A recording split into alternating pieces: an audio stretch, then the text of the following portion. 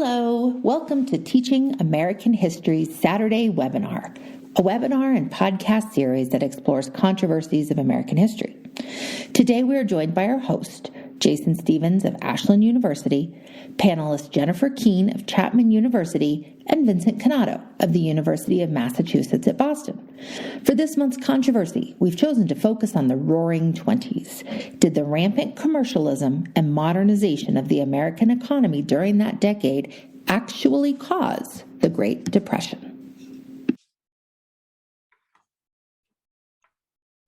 Well, hello, everyone. My name is Jason Stevens. I'm visiting assistant professor of political science and history at Ashland University in Ashland, Ohio. And welcome to our January episode of this year's Saturday webinar series, which we call American Controversies. By bringing together thoughtful scholars with differing points of view, we hope to have a discussion, a conversation about historically important issues that still resonate in the current classroom. We encourage all of you joining us today to participate in that conversation by submitting questions via the Q&A box. And if you don't mind, don't use the chat box, use the Q&A box, and we'll try to get to as many of those questions as possible throughout our conversation this morning.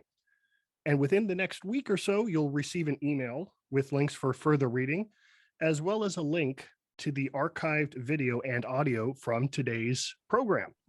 In the registration form, we have linked to the speeches, the letters, and the other writings that we're using for today's conversation, primary documents. Many of them are also available at the Teaching American History's extensive document database located at tah.org or in our core document collection. Today, we will be discussing this question: did the Roaring Twenties cause the Great Depression? Joining me on our panel, we have a couple of distinguished guests with us today. First, we have Jennifer Keene. She is professor of history and dean at Chapman University. Jennifer, thank you very much for joining us this morning. Thanks for having me. And also joining us is Vincent Cannato. Vincent is associate professor of history at the University of Massachusetts, Boston. Vincent, great to see you today. Thanks for having me, Jason. And both of them are distinguished professors in our Masters of American History and Government program here at Ashland University. They teach in our teacher programs through Teaching American History. The students love them. They are experts in their field. And they're just great, kind, and decent human beings. And it's always a great opportunity to get together and talk about some historically important topics. All right, well, let's go ahead. We're not going to worry about, dipping our toes in the water. We're going to just jump right in. And I see we already have some questions coming in to us right now, but I want to get started just to get the ball rolling here with an opening question, or maybe two questions. Our guiding question this morning is, did the Roaring Twenties cause the Great Depression? So, Jennifer, Vincent, please help us understand first what exactly the question is asking. What is it that we're going to be talking about today? But more importantly, second, why is this a significant question? Why is this an important question, not just for teachers and students to think about, but really for all Americans? Go ahead, Jennifer. You want to start? All right, I'll jump into that one. Well, my view of the question and sort of the framing of it is that we're really trying to think about a kind of comprehensive explanation for why the Great Depression occurred, and we want to move away from just the stock market crashed. We are in for a 10-year depression, that we want to be thinking about systemic problems in the American economy. We want to be thinking about how the Great Depression in some ways sort of unmasks a lot of weaknesses in the American economy, or social inequities, or, questions that Americans,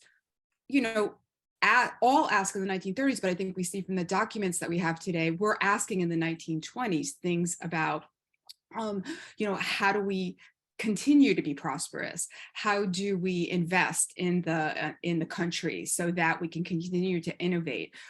Will reforms weaken us, our competitiveness? What do common workers expect from this prosperity?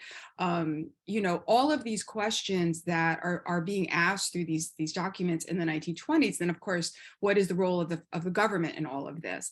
And then in the 1930s, those become the dominant questions that everybody has to sort of laser focus on, but they were present before as well. So people saw that. And then, of course, we didn't really have too much in here about the weakness of the farm economy, but as a World War I historian, and if any of my students are on, my special skill to insert World War I into every conversation you have about American history. That farmer's depression starts much earlier. So I think that in a way, that's really what we're trying to get at, a kind of more comprehensive explanation for why the Great Depression happens. Yeah, to me, it also gets to one of the trickiest tools in the historian toolbox, which is causality. How do you show that X caused Y? And it's one of the hardest things I think that we can do. And it's also one of the easiest things to go for. Jennifer mentioned, I think generations and probably even today, students still say, oh, the stock market caused the Great Depression, right? It's an easy explanation. Stock market crashes, you get a depression. But causality is really tricky. And, there are so many issues that we have in American history that get at that issue of, what caused the Civil War? Closer to what I do, think like issues of crime, for instance, in the 20th century. Why does crime go up in the 1960s and 70s and 80s? And why does crime go down in the 90s? And these are really difficult questions, and there are multiple factors. That's another thing I think that we can kind of, it's useful to teach students in the public, right? That there's rarely one answer to the question of causality. It's rarely one thing that goes on. We're talking about complex societies, we're talking about complex economies, and teasing out what factors are involved is really, really tricky. And I think I think today we'll probably get at some of that. But I also think it's good to keep in mind that we want to sort of always be careful when we talk about causes and causality and what causes this. We had a grad student a couple of weeks ago who was doing a thesis project. I'm not the advisor, but someone else was, and we were discussing the thesis. And she had found some videos. They were training videos, I think, for the military. And her argument was that these training videos led to rises of sexual harassment and assault or something like that. And my colleagues were all saying, no, you can't make that argument, or that causality is not, it's impossible to prove. So maybe we can't prove what caused the Great Depression, but we'll hopefully in the next hour we'll talk about some of the arguments that people have made about what caused the Depression, and maybe some of the factors that we could agree on that led to it. That's really, really good. So what we're trying to do today is right, as Vincent said, not try to prove what caused the Great Depression, but as Jennifer said, trying to move beyond sort of this take on the popular take. Well, the stock market crashes, you have a Great Depression. Nobody really knows what caused it per se, or even why it ended. We can all just agree that it was really, really bad at the end. We're trying to move beyond that kind of more surface level narrative to talk about this thing in a serious way. So take us back to this period that we've called the Roaring Twenties for a moment. This was known as a period in American history that was marked by unprecedented prosperity and peace. Why was that? What was life like for the ordinary American during that time, during the era of the so-called Roaring Twenties? Want me to go first again? Sure. Yeah. We'll alternate. Sure. I told you these folks are polite, right? They're right, kind and yeah. decent people. It's still young. The morning. So we'll be parsing all day. So I guess I'm gonna answer by saying, well, who's the ordinary American, right? Right away, we have to recognize that there's tremendous diversity in terms of how people are experiencing daily life based on class, race, gender, ethnicity. So are you a farmer? Are you an industrial worker? I mean, there's a lot of a lot of different experiences here. I think that what we really see in the 1920s, and this, of course, becomes one of the most pressing economic problems that even Hoover in 1928 is recognizing is dragging down the American economy, and that is the farm economy. And the farm economy, which has basically been in crisis since 1919. And so you come back from the First World War, there's a recession in 1919 and a lot of labor unrest.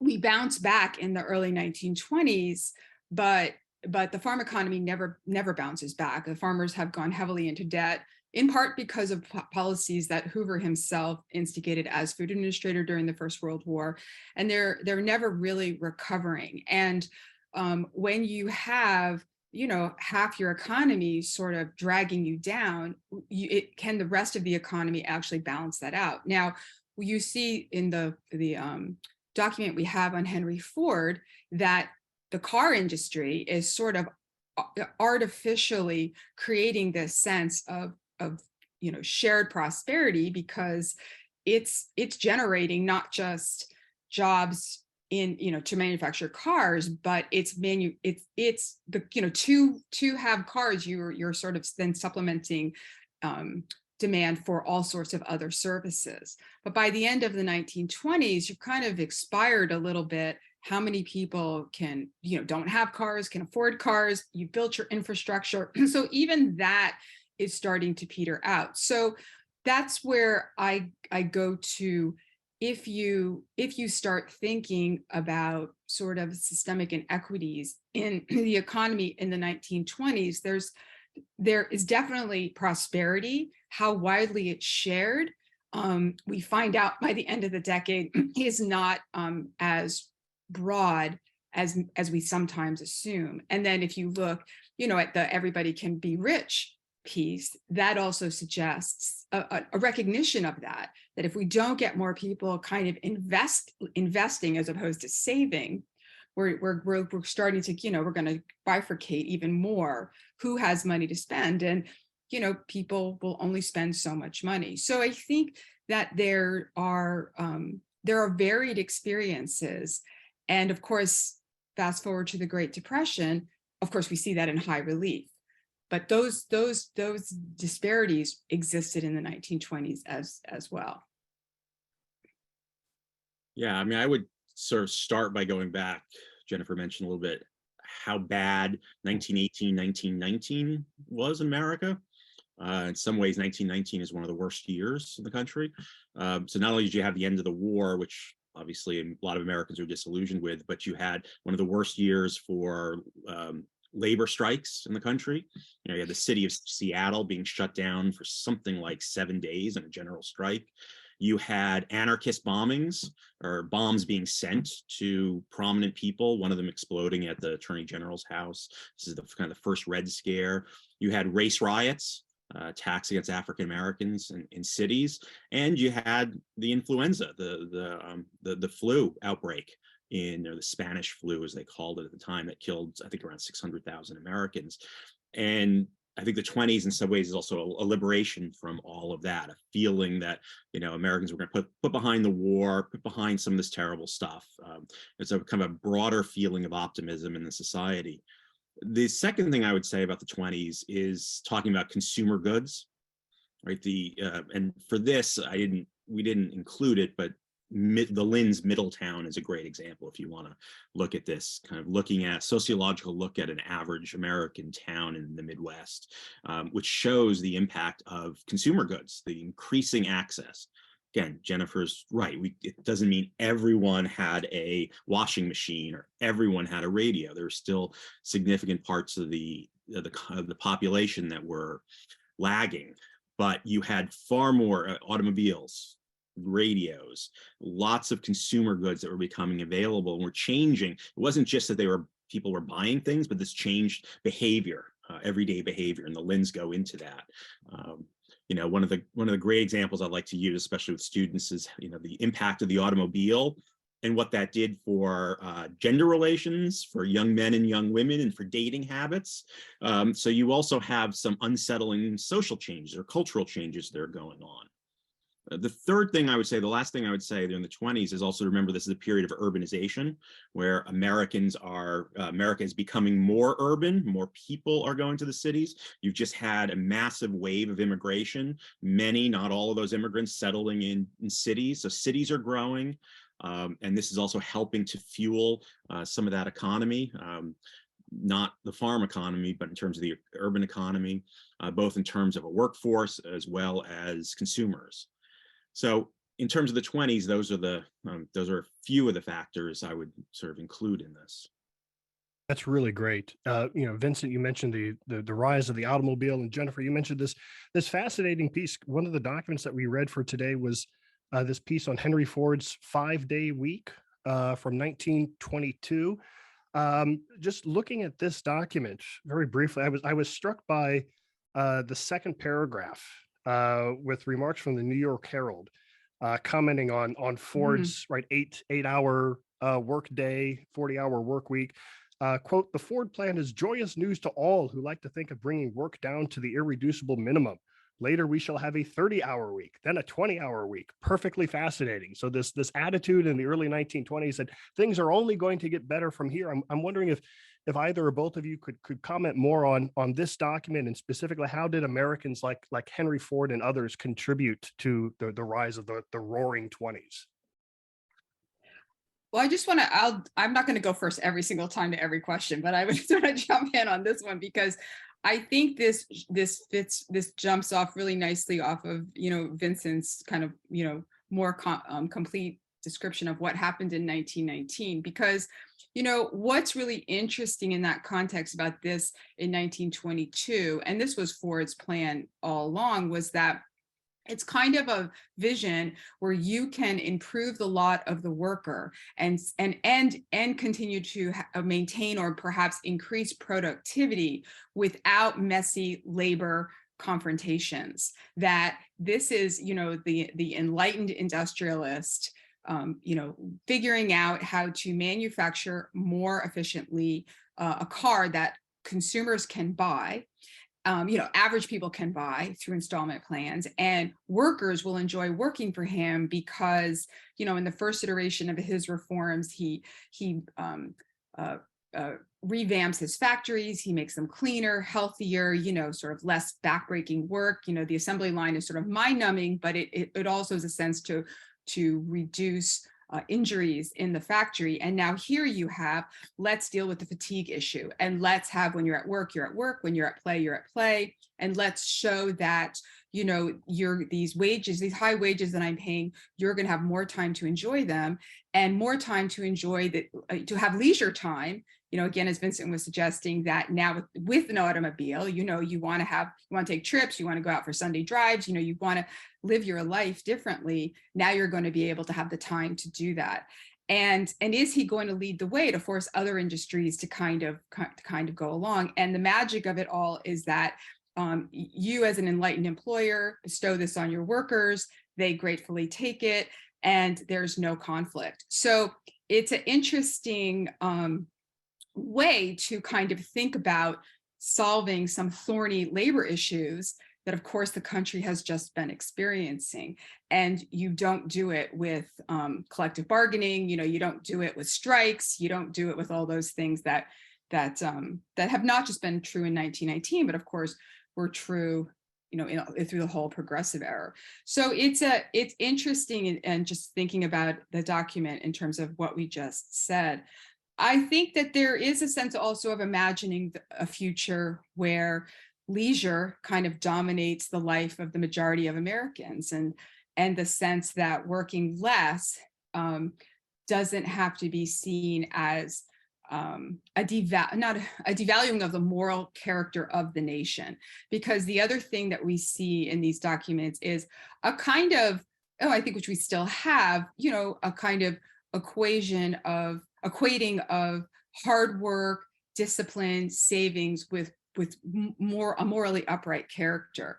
And the idea here that the worker will do good things with this free time, and that was not always the case in terms of what people were expecting. So So yeah, so it is interesting, that projection of, we will work less and less. I think in our own lives, we probably would love to see that. I mean, since technology has kind of moved us in a complete, here we are on a Saturday morning working.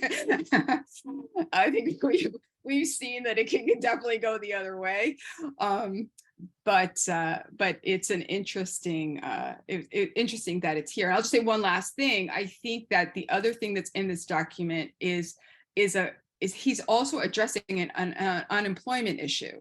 We have unemployment in Detroit, and one way, and we do see European nations following this, I think, more these days than we do. But one way to employ more people is to reduce the work week. And then that creates more work opportunities for greater numbers of people. And that will be something that is introduced in the Depression as well. The idea of, reduce your work week so more people can have jobs. And so in the 1920s, again, coming out of a recession, they are concerned about that maybe we have short-term prosperity right now, but is it going to last, or is it going to, is it going to go a dip again? And how can we kind of, sustain a more steady trajectory? Yeah, I was just going to say something about unemployment. I think that's exactly right. That's what they were trying to almost spread the wealth in some ways, right? If we can get workers to work a little bit less, and we can get more workers then to do not less work, but work fewer hours, we can employ more people and therefore get fewer people who are unemployed.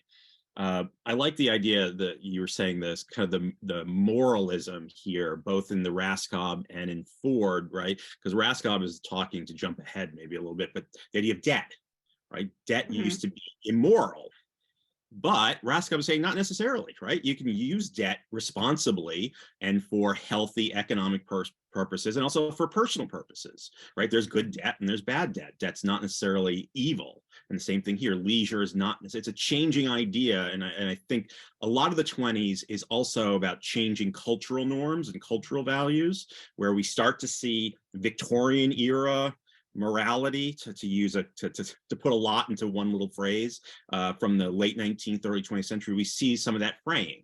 And in this sense, you see here, both in terms of meaning of leisure, that leisure can be good. Leisure is also good because what do you do when you're at leisure? Oftentimes you spend money, right? When you travel, you are spending money. When you go and travel, you're buying cars, you're using fuel and new tires, all that stuff. So leisure can be good and useful in the same way as Rescap is saying that debt can be. And there is a kind of a moral issue that involved in the question that you have. I think in many ways, the argument that the Roaring Twenties creates the Depression is the flip side of that argument. You kind of see it in Frederick Lewis Allen's Only Yesterday. It's a very popular history of the 20s, which is that the Depression is the price that America paid for being crazy in the 20s, right? Letting go, letting loose. And this is the price that one pays. That there was something kind of also morally off about the 1920s. Selfishness, greed, that's what we say today. But that's also part of the argument. So we have this boom time, and then we have to pay for it. It's kind of a puritanical way of viewing history. And I think some people at the time did view that, right? That the Depression is the price America paid for, spending more money, focusing more on leisure and spending, and all the other cultural things that were going on and the cultural changes. So that's an interesting part, and that's an interesting connection between Rescap and Ford, right? That they're also not just talking about the economics, but they're talking about changing norms, cultural norms. And I think I would also interject Prohibition into this conversation, because if you look at the Prohibition folks, I mean, they're taking a lot of credit for the prosperity in the 1920s. And there's a great debate that takes place in 1925 between forces who are, advocating, are defending Prohibition, and those who are arguing that it's a huge mistake. And of course, those defending it say, well, look at how great the economy's doing, because all these drunk workers who would show up to work on Monday, Blue Monday, and they didn't want to do anything. And then they'd be getting into accidents, they'd be drinking at lunchtime. And, now they're, nose to the grindstone. And then when they go home, they're not beating their wives anymore, and they're not sleeping with prostitutes, they're not gambling, no, they're doing healthy, wholesome family activities. So family life is prospering, and there's fewer people in jail. So that's reducing the amount of money that we have to spend, on jailing people or imprisoning people. And so they're really linking the prosperity of the 20s. And again, it's a different kind of moral argument than Allen's, which is to say that the whole country's moral character has been uplifted by not drinking. And so now we can trust workers with this free time, and we can trust them with higher wages because they don't have the capacity to do bad things with that. Because that, there's this paternalism that, runs rampant through this as well. And Ford is very paternalistic with how he treats his workers. So I think that is a really, it's in the air in the conversation in the 1920s. And of course, they've got some explaining to do when suddenly we have the Depression. And it's like, well, wait a minute, what happened to all those great savings? But if you look at, the arguments in favor of the 21st Amendment, a lot of it is that, well, selling booze is going to generate revenue because it's going to be new jobs in breweries, and we could tax it, and it's actually an income generator. And that becomes one of the arguments in favor, of course, and there are others of repealing prohibition. So even just the moral conversation around alcohol is linked to this idea of worker productivity and prosperity in both the before, but certainly in the 1920s and in the 1930s. So I think what we're saying is we needed like 16 documents for this conversation to like fully explore all the nuances of this question.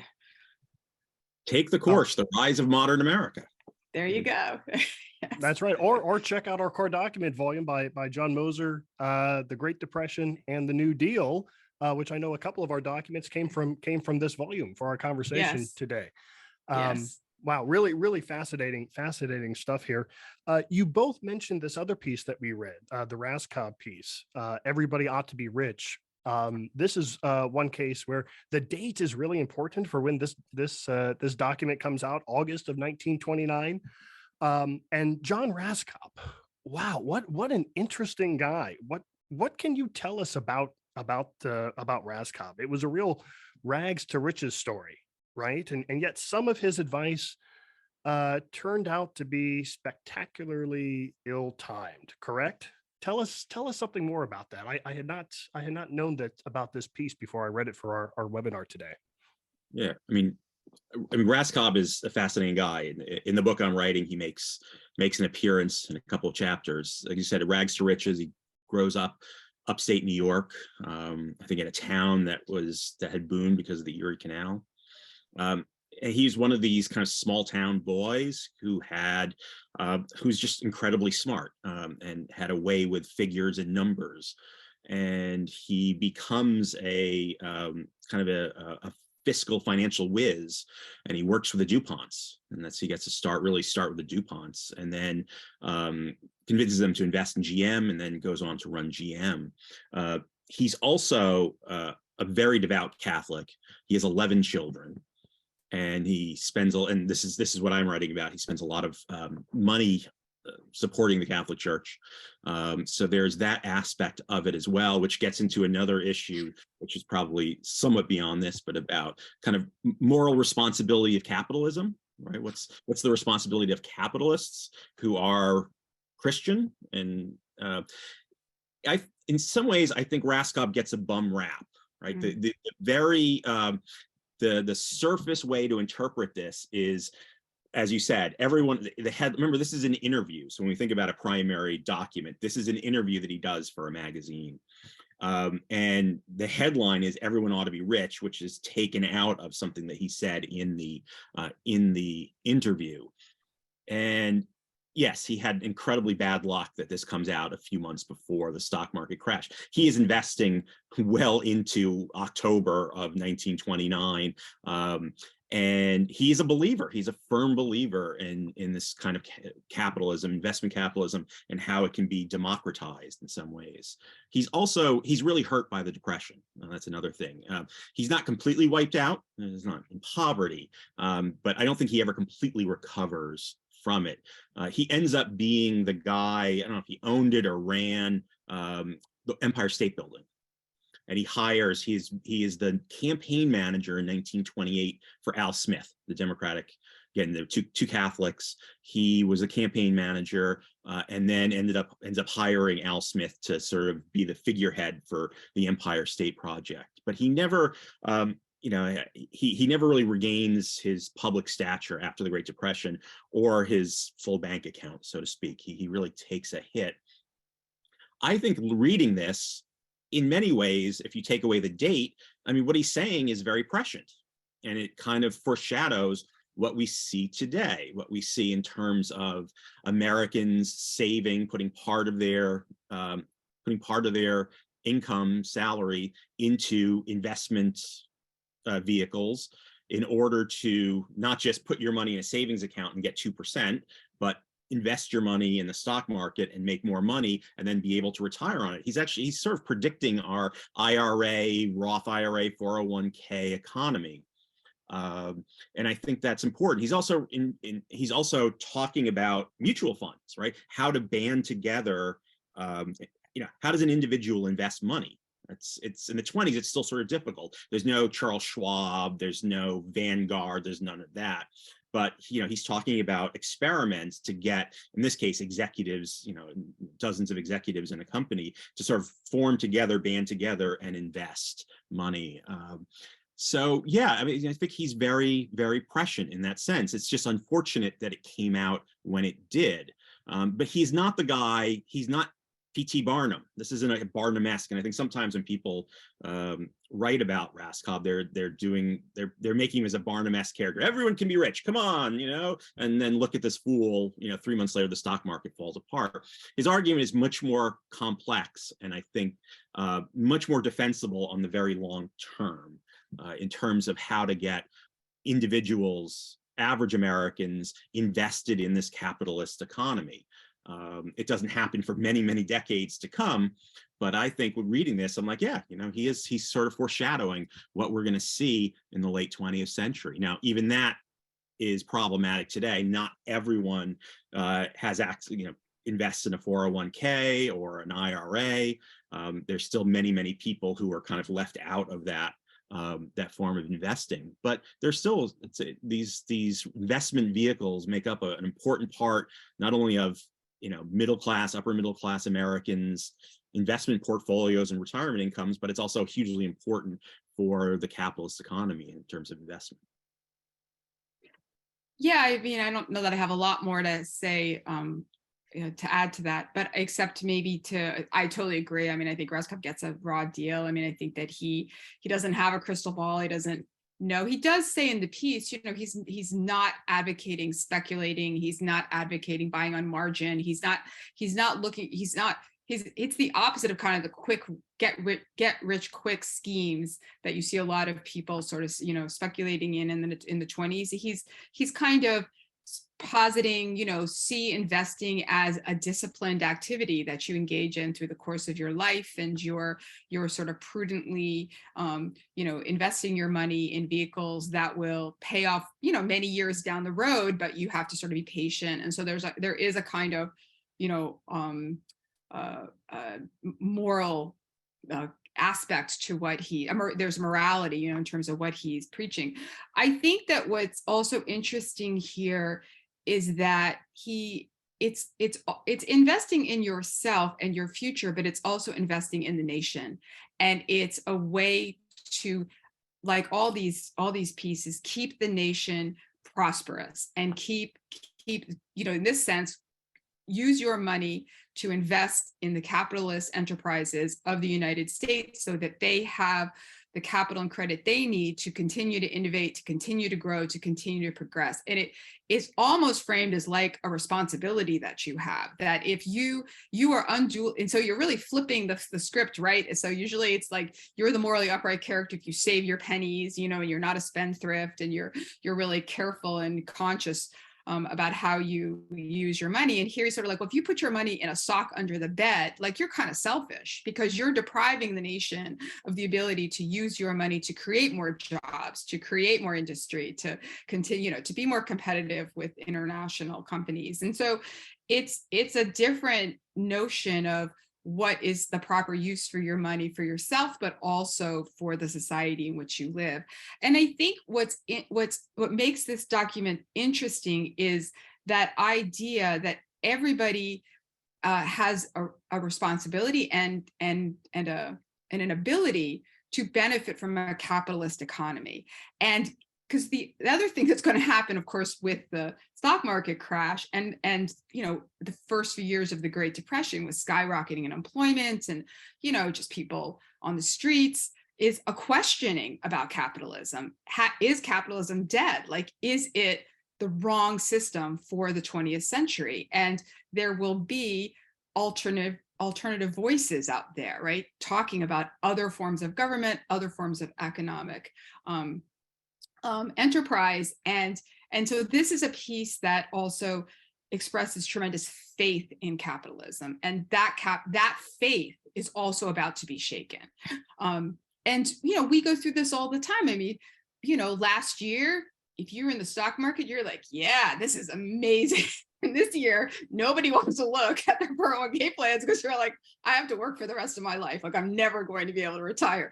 Because we've all just seen, you know, like, you know, 11, 15% drops in portfolios, and that shakes your faith that you did the right decision in investing. So, you know, this is, I think it is precedent in the idea of mutual funds, and also in the, you can be riding high and then kicking yourself for either lost opportunities or maybe, you know, did I make the right choice to put so much in? So it's I do feel like this one definitely speaks to us today in a lot of ways. No matter when you read it, it always feels like it has something to say to you.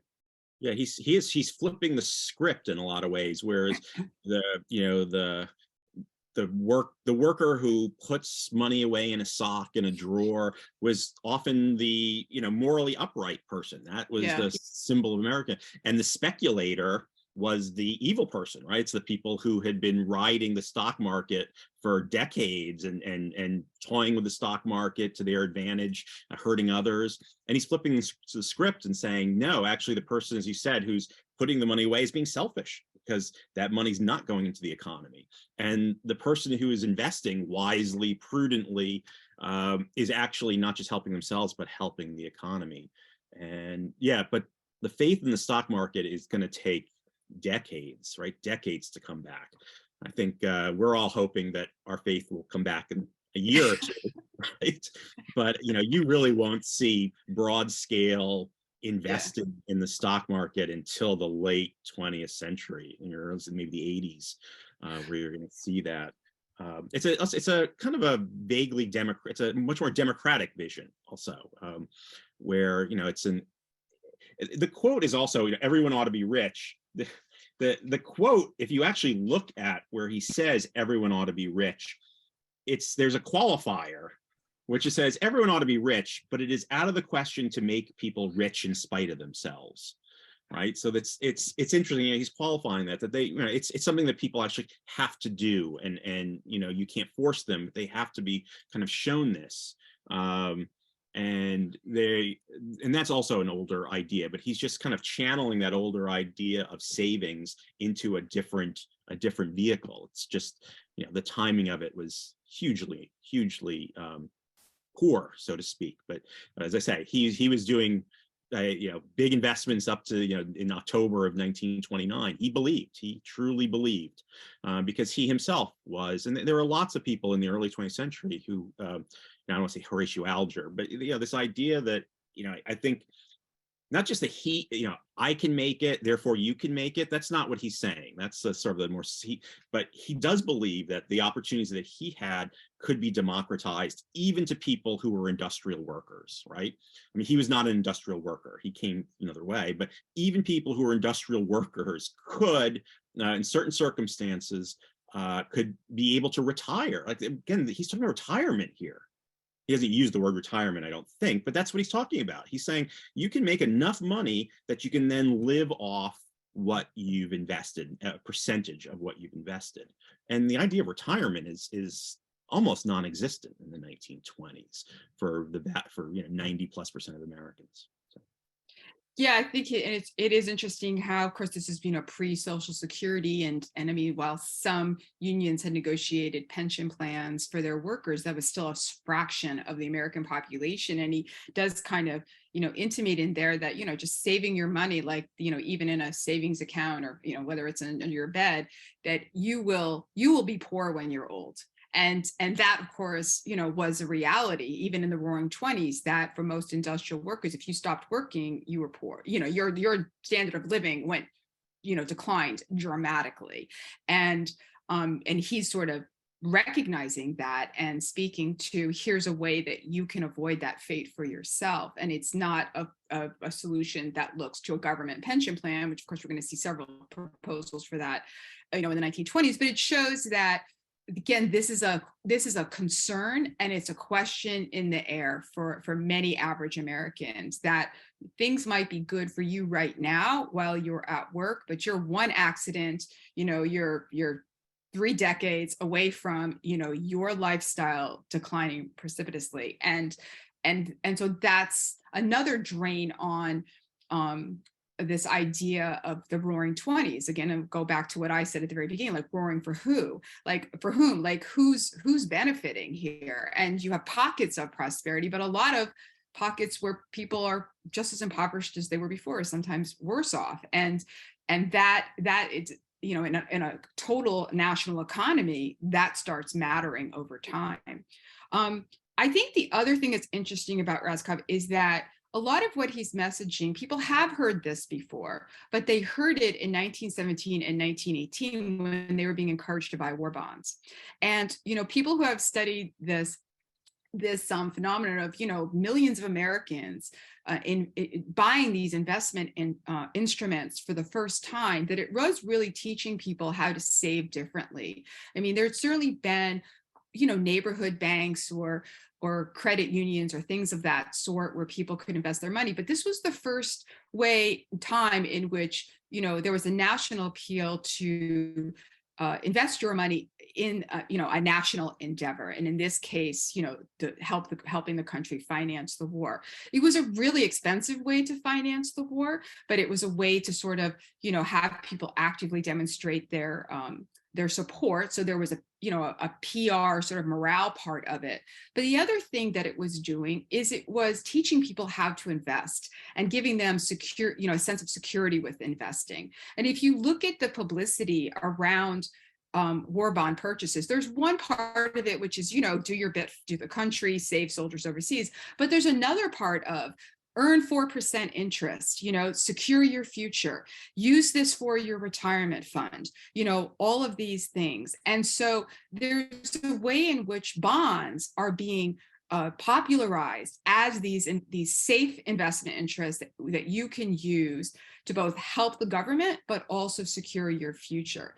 And if you look at the just in compensation certificates, I saw we had a question here about the bonus march that were given to World War I veterans in 1924. These were 20-year bonds, and they were not just given that money outright. They were given 20-year bonds that with the idea that this would safeguard these veterans in the future. So if they died, their family, their dependents could cash it. But this would be essentially a retirement fund for them. And so when it came due, in 1944, they would be older. And so this would kind of ease their retirement. They could borrow against it. I mean, there were all sorts of ways that it was seen as a way to, again, kind of protect workers from themselves. We don't just want to hand these guys a check for, $1,500. Who knows what they would do with it?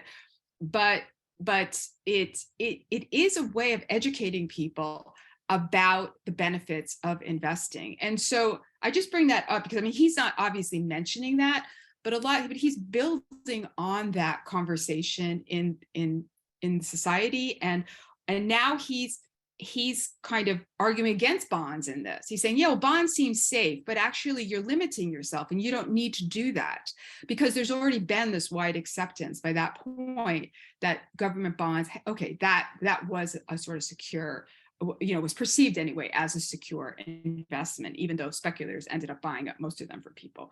But anyway, I just wanted to, besides, we always want to talk about World War I, but besides that, I think it is actually part of that story of how you start seeing investing move from just being the purview of a very limited number of Americans to a more generalized practice about, in terms of what people do with their money. Yeah, Rescap, certainly a fascinating guy. Right, as Jennifer mentioned, we had a question come in about how did the government's response to the bonus army reflect the government's attitude towards the Depression. You already answered that, but I want to encourage the rest of the members out there in our audience, please keep those questions coming into the Q&A chat box. We'll try to get to as many of those as we can. I see we have another one about how the Great Depression ended. We'll get to that one later in the program, but before we can talk about how it ended, we need to talk about how it started. And both of you have mentioned the stock market crash in the fall of 1929. And we opened our program, I think both of you sort of were in agreement that there is this overemphasis on, well, the stock market crash, then you get the Great Depression right after it. So the Great Depression was caused by the stock market. I wonder if we could maybe flesh that thesis out a little bit more, take us back to that time in the fall of 1929. What happened exactly? Why did it happen? Finally, help us understand the extent to which, right, the stock market crash was a contributing factor to the Great Depression, and the extent to which it was not, that there were other elements at play. I just want to give you both an opportunity to maybe say more about that opening statement that I think you both agreed on at the top of the program, that the stock market, that's not the end of the story. Yeah, I think it was the Bernstein essay, there's a quote from John Kenneth Galbraith, the economist. And he says, the economy impacts the stock market, but the causality doesn't run the other way. The stock market doesn't impact the economy directly. It does not. And I think there's truth to that. I mean, we've had the three biggest stock market crashes would be 1929, 1986, I think that was 86, and then the more recent one, 2008, 2009. Now, two of those led to serious recessions / depressions, but one of them didn't. 86 did not lead to a depression or a recession. We end up having a recession in 1990, which is minuscule, but it's not directly related. In all of those, you can see that what happens in the stock market is about things that predate it. The 2008, I think we know a lot of that was about what was going on in real estate, also with energy prices. A capitalist economy is cyclical. I think we sort of understand that. It has cycles. It has cycles of boom and bust, of growth and then retrenchment. And so it's sort of natural to see periods of growth or overextension. Business overextends, people overextend, and then there's a pullback, and that follows throughout. Although this is jumping ahead a little bit, but it's interesting if you look at recessions, depressions after the Great Depression, right? The booms get smaller, so in terms of the growth, but the downside also gets smaller. Our recessions are lighter generally. You don't see the deep recessions that you see in the Great Depression and before. I mean, the previous depression was 1893, and that lasts for, depends how you define it, 4, 5, 6 years. So you don't see that as much. 1929 is, there's weakness in the stock market before this, but you have people investing. There's this kind of over enthusiasm, which we get. What did Greenspan call it again a few years ago in the stock market? One term was frothiness. Oh, irrational exuberance, right? Irrational exuberance. People, when you see the stock market go up, you want to jump in. When, of course, the best time to jump in is when the stock market is low. But people, there's somewhat irrational. People want to jump in as it's going up. The other thing is that people are also borrowing. They're borrowing money on margin. This is the problematic thing. And Rescap is involved in margin buying as well. And some of his clients are doing margin buying as well. And what this means is that when the price of stocks decline, those margins get called, and you all of a sudden owe what you borrowed. And that puts a lot of people out. There's also an apocryphal story about the shoeshine boy. And I think it's generally told by a stockbroker or someone who says that he knew it was time to get out of the market when his shoeshine boy was giving him investing advice. Right. So this idea that there's just people that, the market is going, you want to get rich, and the market crashes. Now, why did the market crash? Well, there had been an economic growth, expansion and throughout the 20s, but there also, as Jennifer said, there are some underlying weaknesses in the economy that begin to show, and then the stock market crash begins to kind of exacerbate that. But I think that the elementary school or the old schoolyard explanation that the stock market crash caused the Great Depression, which is something I heard as a kid, is vast oversimplification. The stock market, both the growth and the crash, is part of much larger and deeper systemic issues that are going on. We can also talk before the end about sort of why the Depression lasts long, how the Depression ends. I think that's one of the questions out there. But yeah, that's a start. Yeah, just to build on that, I think that's right. There's different periodization in terms of understanding this. One is sort of what causes the first crisis, and then the second, of course, is why did it last so long? And even in the period we call the Great Depression, there's ebbs and flows. There's sort of moments where there's sort of recovery, and then in 1937, the sort of Roosevelt recession, when they start taking Social Security payments out of people's paychecks, so there's even the Depression itself does not have just sort of one continuous note. But I think that the question about we've been talking about these transformations in the American economy towards a more consumer focus. So if you're moving away from sort of heavy infrastructure development, steel, coal, these industries as being the backbone of your economic engine, and you're moving more towards consumer goods, cars,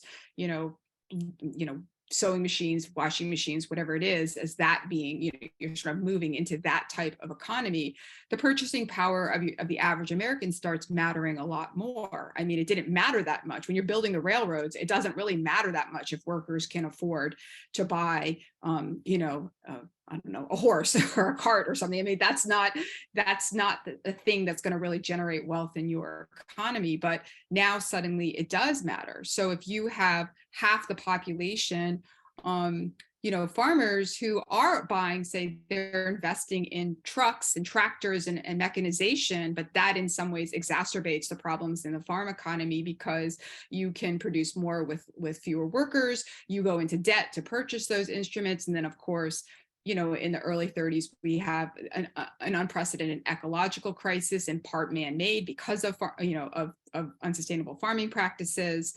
And so, you have this sort of confluence of factors that create different problems in different parts of the country. So, you have a problem. I mean, this is one of the great paradoxes of the Great Depression. I mean, you have people starving in a nation of plenty. The farmer's problem is they're producing too much food.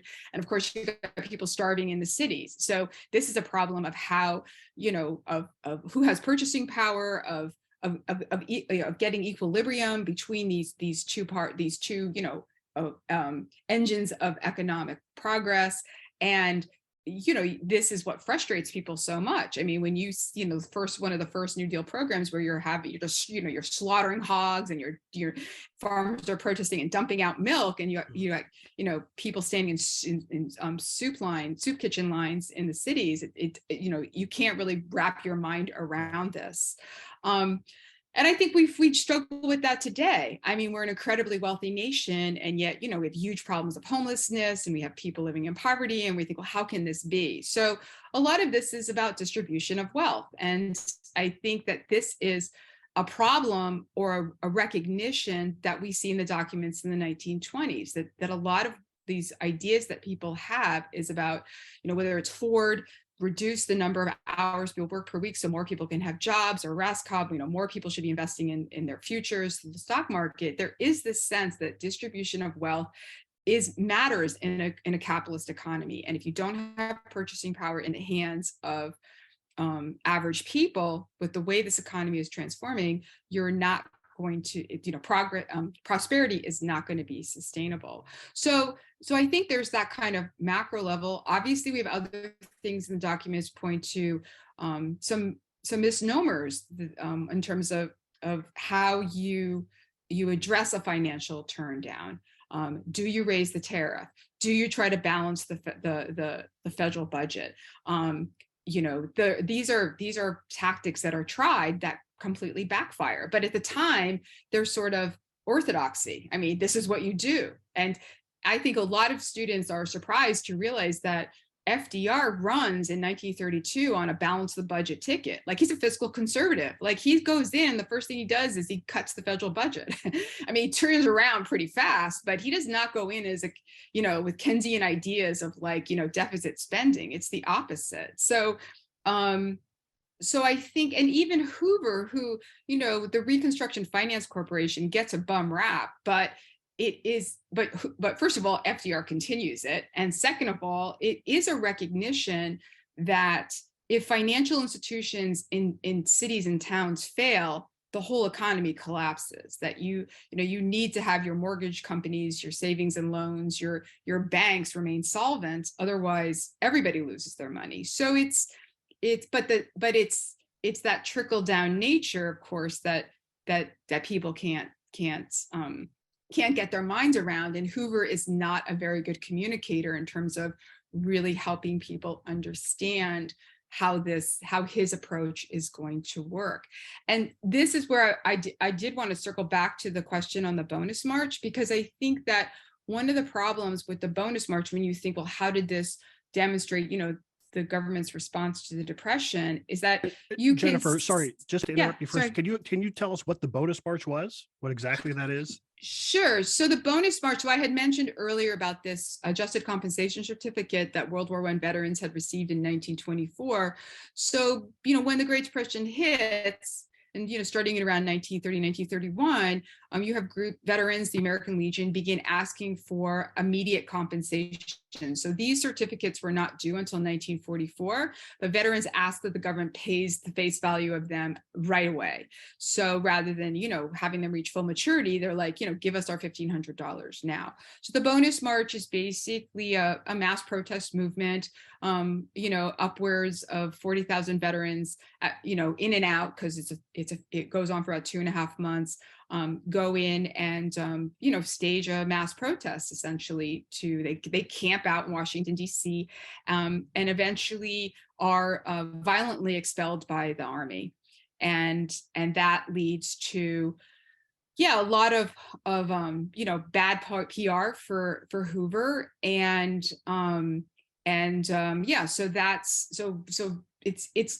It happens in the summer of 1932. It's leading into the presidential election. And I mean, I doubt that Hoover was going to win anyway. I don't think it was the singular event that caused him to lose the election.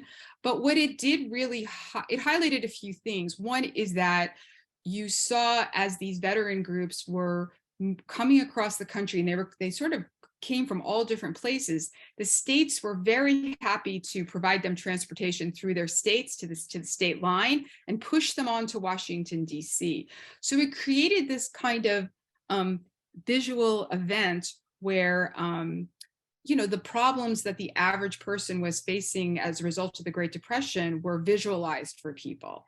And the idea that what Hoover responded to them by never meeting with them, by calling them communists, a communist-inspired rebellion, and then driving them out with the army, it created this image of callousness on the part of the federal government to the suffering of the average citizen. And Roosevelt was just a better politician. He absolutely agreed with Hoover that the bonus should not be paid early. But when there was a second bonus march in 1933, when he was president, he sent his wife down to the camps. You know, they had a nice chat. They gave them train tickets to get them home, offered them positions in the CCC. They created special veterans, groups just for bonus marchers to go into, and he wrapped the whole thing up in like 10 days. So he avoided a sort of public relations nightmare, even though he followed exactly the same fiscal policy. And then kind of fast forwarding, the bonus is eventually paid early in 1936. And I love this. Again, I think this shows just what a great politician Roosevelt is, because rhetorically he was against it. He knew Congress was going to override his veto, so they override it. It gets paid. The money gets paid out in 1936, just before the 1936 presidential election.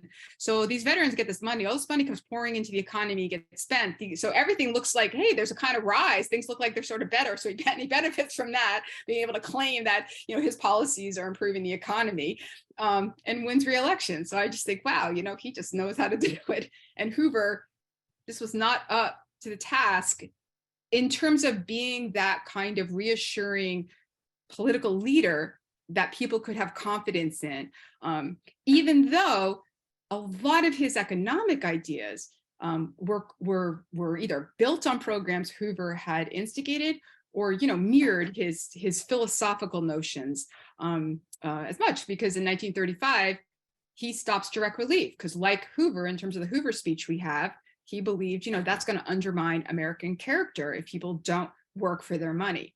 All right, so anyway, that went into a lot of detail, but I think that the bonus march is interesting because not just what happens in 1932, but even how it unfolds. It does kind of become a microcosm for how the federal government is, both the Hoover administration and FDR administration are grappling with this problem of how to solve a complex systemic meltdown of the economy in a way that the average person feels that they're heard, their suffering is seen, and they are going to get some kind of immediate relief. One just quick trivia about the bonus march. It's right. The images of it were bad. It was a militaristic move. It was the military move was led by Douglas MacArthur, and two of his two top aides there. I think it was Eisenhower and Patton were his two officers helping. So you have the military leadership of World War II there, taking out these couple of 20,000 or so bonus marchers. Yes, the optics were not good, and that is Roosevelt's, I think, great strength was his flexibility. We often say that the New Deal was not, he didn't come into office with a fully formed political policy program. And there's an element of truth to that. There's a lot of improvisation that went along. But if you look at that, the Forgotten Man speech, you actually do see the outlines of some of what he was doing in terms of farm policy. We're talking about farm policy. So what you're going to see with the AAA in terms of trying to get up prices for agriculture, how important that was. The tariff issue was the second one. And the third issue was housing and how important that was, because in terms of the collapse that comes about, it's a banking collapse as well. I don't think we mentioned the collapse of the American banking industry. You had thousands of American banks just go under. And in the days before the FDIC, right, your savings accounts weren't protected, so you would lose your money. There'd be runs on banks as people tried to take their money out before the bank went out of business. It was also incredibly hard to get the modern home mortgage didn't really exist prior to the 1930s. So what happened is that with the collapse of the banks, you also had foreclosures, right? And you had lots of foreclosures on houses. It was very difficult to get any money to build houses or to borrow money to buy a house. So one of the things that the New Deal ends up doing is kind of recreating the housing market and the housing finance system. So you get the Homeowners Loan Corporation, and then you get the FHA. And what the FHA ends up doing is government will insure mortgages made by private banks, right? So that private banks would then go back out with the assurance that the money that they would provide for mortgages would be protected by the federal government if there was a foreclosure. You have the creation of the amortized mortgage.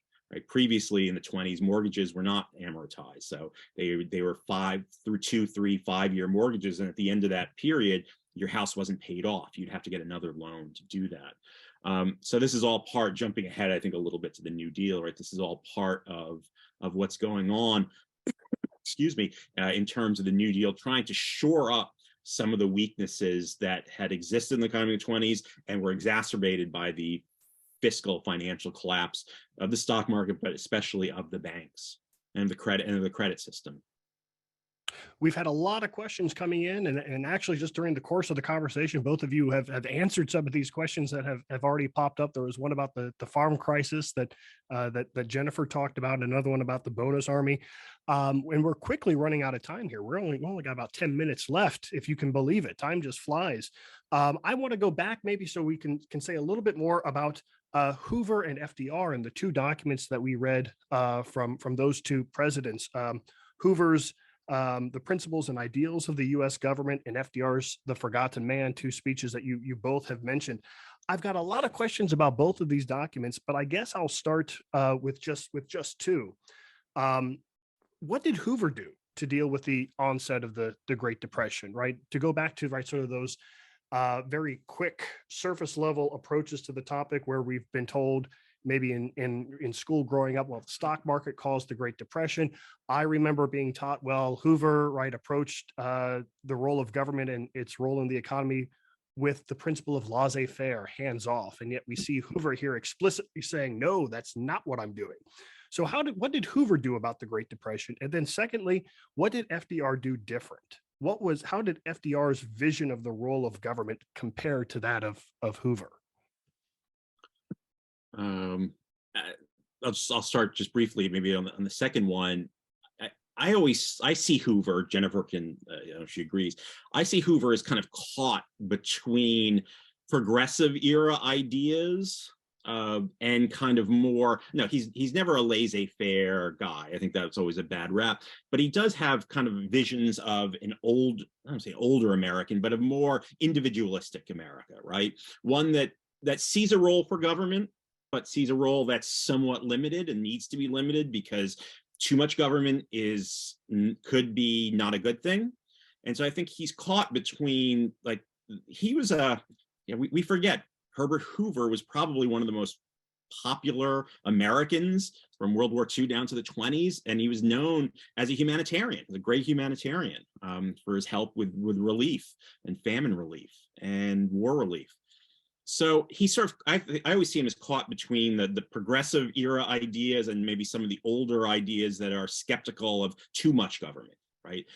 And Roosevelt has no such qualms, right? And in fact, I don't want to call him an opportunist. It's not, and I don't think it's not that he doesn't believe in things, but he really is someone who's just trying to make things work. He's trying to figure out what will work and has an amazing adaptability and flexibility. Even within his own cabinet, with his own advisors, he has people who are of diametrically opposed ideas in terms of what to do. And he's constantly playing them off of each other and kind of picking from here and picking from there. And I think that's something that Hoover did not have. Jennifer talked about Roosevelt's skills as a politician and Hoover's maybe core skills as a politician. I think that can't be emphasized enough, which is that Roosevelt had both a little more empathy. It's kind of interesting because he was a landed aristocrat from upstate New York, basically. But he was able to kind of show an empathy that Hoover, for all of his humanitarian, Hoover did far more humanitarian work in his life than Roosevelt ever did, but he was not able to sort of communicate that, to show that empathy that Roosevelt was. And secondly, Roosevelt had like an intellectual, ideological flexibility. He was not going to be tied down. So like Jennifer said, balanced budget, sure, we'll do balanced budget. Oh, but then 6 months later, we'll spend lots of money on this. We'll try this program that involves we'll do the NRA, which involves sort of a massive intrusion of government power and restructuring the economy and making, centralizing power. But we'll also, when it comes time to the housing market, we're going to empower private business like banks and real estate construction companies to do that. There's a quote in one of the readings where he was never as radical as his opponents thought he was, or that some of his supporters wanted him to be. Right? He was always kind of balancing that out. He had people who wanted him to go much further, and he had people who thought that he was going too far. And he was constantly kind of dancing around that edge. Yeah, and I think that one of the things that Roosevelt was able to do that Hoover was never able to do was that Hoover didn't get credit for what he did successfully, and he got blamed for things that went wrong that were, out of his control. And I think Roosevelt was like the flip side. He got, sort of Teflon if things didn't go well. All other people in his administration, Congress would get blamed, and he was kind of, free and clear. And then obviously got tremendous credit for the programs that did work. And when we think about, who has a bum rap in history, I think Herbert Hoover is definitely one of those individuals, because what we kind of fail to recognize is that if you look at it, where he is in 1932, and by 1932, he has gone farther than any US president up till that point had gone in terms of developing, direct federal intervention in the economy through the Reconstruction Finance Corporation. He creates a farm board. He comes into office understanding the farm crisis, and has that proposal for the farm board ready in 1929 before the stock market crash. That's not a reactive policy. That's a policy that he comes in kind of looking down the road and seeing that there has to be some kind of way. And what the farm board is really trying to do is what the Agricultural Adjustment Act picks up on, is to create lend money to farmers cooperatives so that they can actually store their grain and not just be selling it at a low price when the market is flooded at harvest time, but then be able to kind of gain the profits themselves directly by releasing foodstuffs in a more steady way over the course of the year. But also it's meant to help farmers reduce the production of their crops, but not be fearful that they're going to lose money by doing so. That if you can kind of stabilize prices, that in which they're making profits, they will voluntarily, because he did have a great idea of voluntarism, voluntarily see that it makes more sense to grow less rather than to grow more, to try to make more money. But it's that kind of counterintuitive logic, like just with the stock market. Like what you should do is throw your money into the stock market when it's declining, and it's really hard to do that. It's very hard for farmers to, when they see prices increasing, oh, you know what I should do? I should grow less, because then I'll make even more money. Of course, you see prices increasing, so you want to get in on that. So that's where Roosevelt comes in and realizes, well, what you have to do is not just, you have to pay people to not grow crops. I mean, you just got to pay them to, and fine them if they do, when they sign these agreements. So he gets rid of that kind of moral decision-making that Hoover emphasizes in the program that he does. But what they're trying to accomplish is the same thing. And the Reconstruction Finance Corporation continues. That does not go away. The government continues to basically subsidize the banking industry and large corporations for a long time to keep them solvent, at the same time that he then does what Hoover won't do. He introduces, temporarily direct aid. He has direct work programs. We know all about these. Mortgage reforms. I mean, a whole host of things that go directly to the forgotten man, to his speech, that you're going to see today, these 5 programs that will directly impact you. Whereas Hoover's like, have faith in capitalism, have faith that once we stabilize things, the structure, when this, again, Hoover was an engineer by training. Once you stabilize the structure, it'll all start working well again. And if I give you too much, I'm going to reduce your initiative. I'm going to ruin the American character, and I'm going to destroy the fabric of this country. So, and what Hoover is worried about, FDR is worried about, and we're worried about.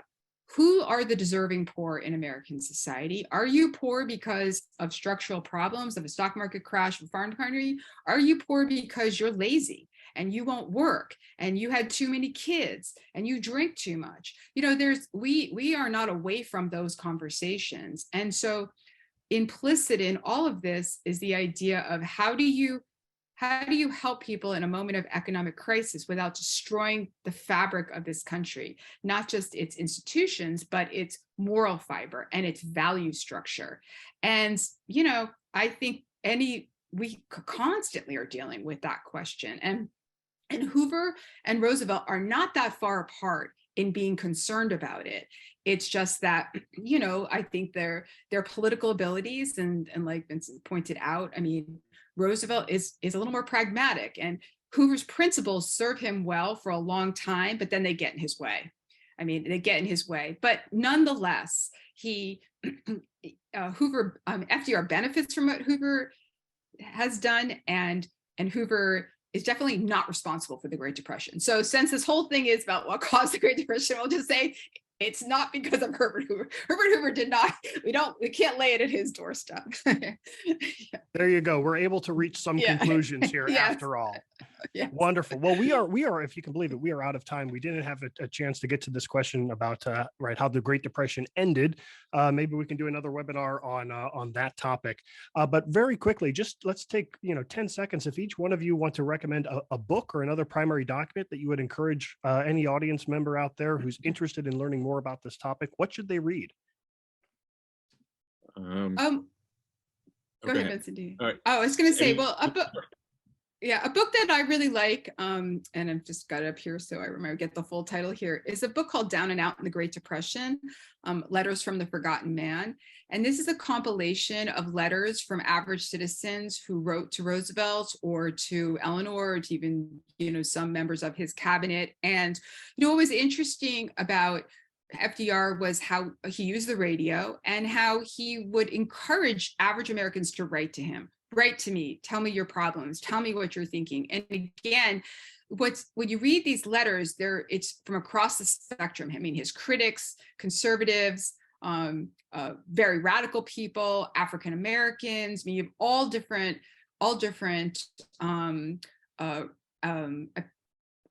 experience was related in these letters. And a lot of these letters, people talk about what their lives were like in the 1920s and what changed in the Depression. And for some people, nothing changed. If you're a Black sharecropper, and the WPA is offering you some type of assistance, actually things have gotten better for you in some respects than what you were experiencing in the 1920s. You have people writing who are opposing Social Security. These people just wasted the good years in the 1920s. Why should we bail them out now? And then you have children writing to Eleanor Roosevelt, I need shoes, I need a coat, my mom cries all the time. I mean, you really get, I think, some insight into what people expected from the government and what they wanted the government to do and what they didn't want the government to do. So we spent a lot of time today talking about kind of the upper strata, Henry Ford, Rescap, Hoover, FDR, and their ideas about what would be good for the country and what would be good for workers.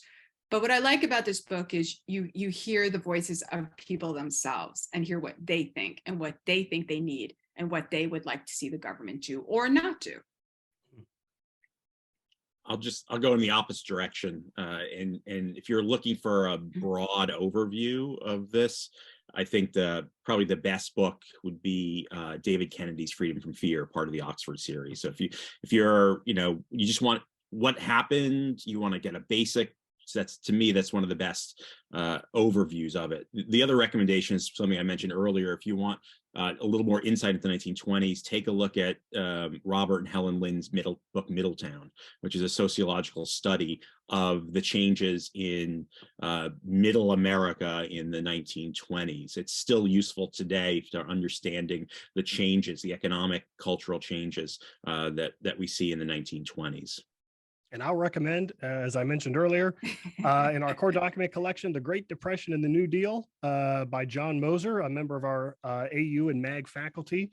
You can download a free PDF of this volume on our website, Teaching American History, or TAH.org. You can order a hard copy for yourself for around $10. Okay, so that brings us to the end of our program. Thanks to our panelists as well as to our participants for some great questions this morning. As a reminder, within the next week, you will receive an email that will include links to today's readings, suggested further readings on today's topic, and a link to the archived webinar. We hope you will share this information with your colleagues as well as on social media. If you have enjoyed today's webinar, please consider taking an online graduate course in our MAG program. You can find more information about online course offerings as well as many other resources for teachers at teachingamericanhistory.org. This is our 5th episode of American Controversies. The program will return next month on February 4th, 2023, when the discussion will focus on the Progressive Era.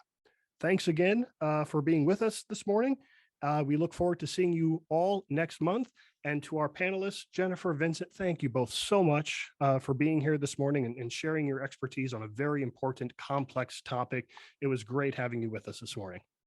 Thanks very much. Enjoyed it. Thank you. And thank you to everybody out there for watching. We'll see you next month.